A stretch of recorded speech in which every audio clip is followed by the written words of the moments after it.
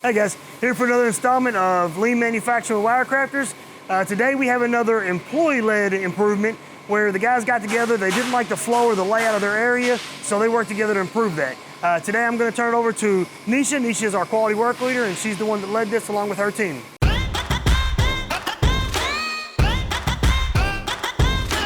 Good afternoon, my name is Nisha Morrell. I am the quality and assembly work leader. Where we are now is in the newer assembly area, and what we did, we were able to cut back a lot of the walk time, eliminate a lot of the walkways, for Justin, who installs our doors. If you look over here, the doors are more accessible. Where they were previously, they were on both sides, and there was a wider range where he had to walk to get a door and kind of bring it to where he needed to go, as well as the push bars. The push bars are right here, so as you can see, his desk is there, so he doesn't have much of a walk to get his door. He'll put his door here, and then he'll retrieve his push bar there.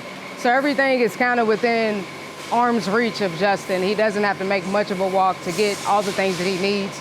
His lock cylinders are over here, so everything we kind of condensed down, made it a smaller area so that he can easily grab what he needs.